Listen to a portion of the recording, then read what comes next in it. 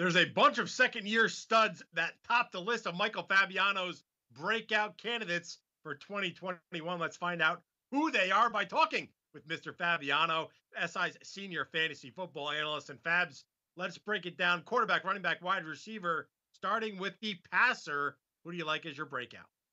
Yeah, I've been talking about Jalen Hurts ever since last season when he got drafted by the Eagles. Was a bit disappointed. Now Carson Wentz is in Indianapolis, so he's got a clear path to the starting role. Don't give me Joe Flacco as elite, folks, right? Hurts is a guy who, in the 3 games that he started and finished last year, we remember that 4th game with the whole Nate Sudfeld controversy.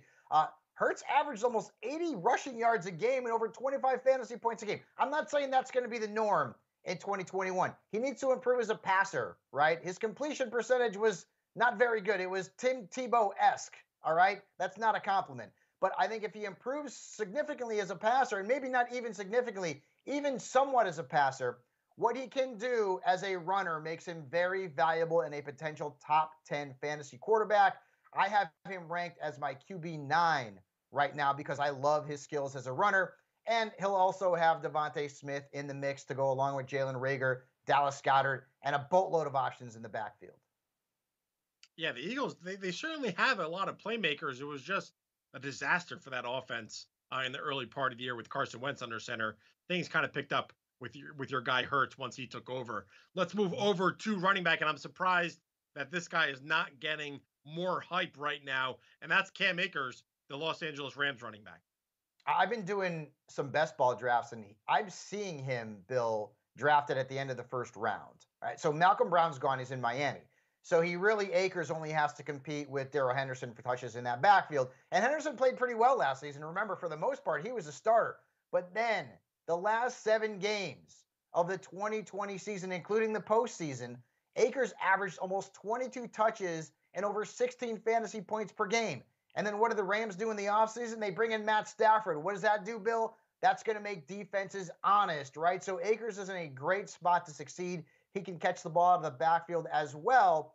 So I think this kid is primed for a breakout season in what could be a prolific Los Angeles offense. Moving over to wide receiver, we know Dak is back in Dallas. Let's talk about his second-year wide receiver. That's CeeDee Lamb. You see this smile? I love me some CeeDee Lamb. I don't think the Cowboys are going to win the division.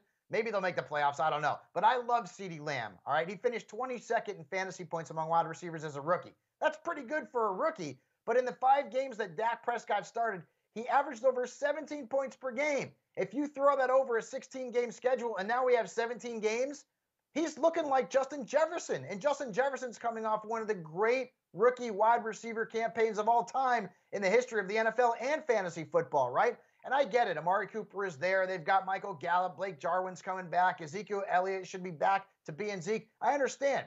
The Cowboys are going to have to score points because the defense, even though they use a lot of that draft capital to try and help make that defense younger and better, they're not going to turn it around overnight. They're still going to have to score a lot of points.